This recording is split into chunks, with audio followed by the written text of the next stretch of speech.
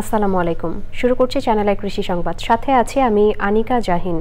এখনকার এই সংবাদ আয়োজন একই সঙ্গে চ্যানেলের ইউটিউব চ্যানেল এবং চ্যানেলের ওটিটি প্ল্যাটফর্ম আইস্ক্রিনে লাইভ স্ট্রিম হচ্ছে।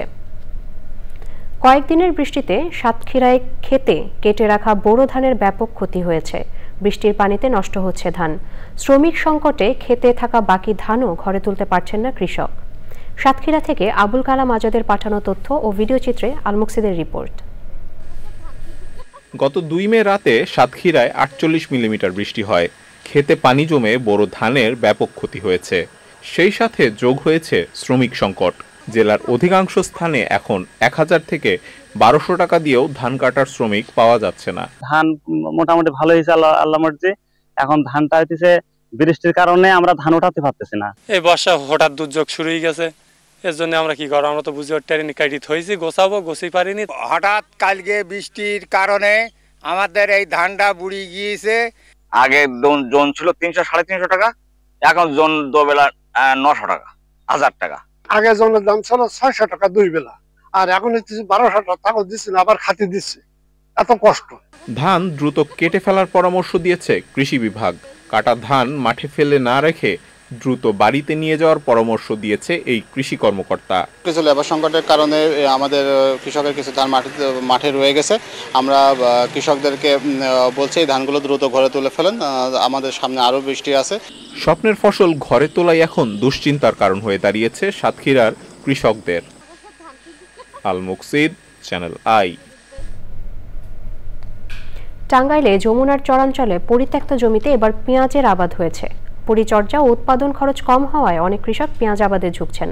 নতুন জেগে ওঠা চরগুলোতে পেঁয়াজের ভালো ফলন হয়েছে। বিস্তারিত মুসলিম উদ্দিন আহমেদের রিপোর্টে। চলতি মৌসুমে টাঙ্গাইলের 12টি উপজেলায় 872 হেক্টর জমিতে পেঁয়াজের আবাদ হয়েছে। যমুনার চরাঞ্চলে পেঁয়াজ আবাদের পাশাপাশি ভুয়াপুর, নাগরপুর ও কালিহাতী উপজেলায় নদীর চরাঞ্চলে পরিত্যক্ত জমিতে ফলন ভালো হয়েছে। পেঁয়াজের ভালো ফলন দেখে খুশি কৃষক। ব্যাপক ফলন, এর আগে আমরা কোনোদিন পেঁয়াজের যে এত বাম্পার ফলন হয় চরের মধ্যে আমরা দেখিনি, আর করিও নাই কোনোদিন। বীজগুলা বুনি, পাশাপাশি নাংলা টেনে দেই, কিছু হালকা সার দিয়ে বুনি, এতে আমাদের কম খরচে খুব লাভজনক চাষাবাদ হয়। 15-16 হাজার টাকা খরচ হয়েছে। আল্লাহ বলে এখন যে পেঁয়াজ উঠাই নাই, তবে উঠামু যে সুন্দর পেঁয়াজ হচ্ছে তাতে আমি ভালোই লাভবান হব। বাংলাদেশ কৃষি গবেষণা ইনস্টিটিউটের সরজমিন গবেষণা বিভাগ নদীর চরাঞ্চলের পরিত্যক্ত জমি আবাদের আওতায় আনতে কৃষকদের তথ্য ও প্রযুক্তিগত সহায়তা দিচ্ছে।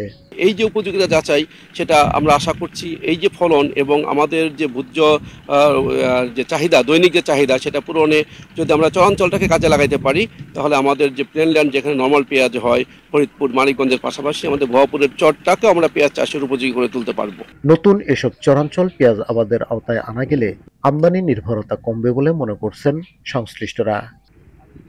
টাঙ্গাইলের ভুয়াপুর থেকে মুসলিম উদ্দিন আহমেদ, চ্যানেল আই। বাগেরহাটের ফকিরহাটে ব্রি ধান 102-এর ফসল কর্তন ও মাঠ দিবস অনুষ্ঠিত হয়েছে।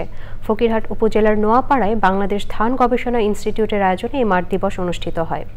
অনুষ্ঠানে প্রধান অতিথি ছিলেন গোপালগঞ্জ ধান গবেষণা ইনস্টিটিউটের মুখ্য বৈজ্ঞানিক কর্মকর্তা ডক্টর আমিনা খাতুন।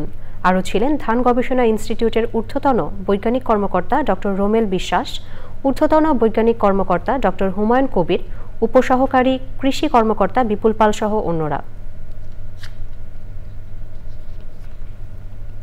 দর্শক, এই ছিল এখনকার মতো চ্যানেল আই কৃষি সংবাদ। পরবর্তী সংবাদ দেখার আমন্ত্রণ রইল। সবাইকে ধন্যবাদ।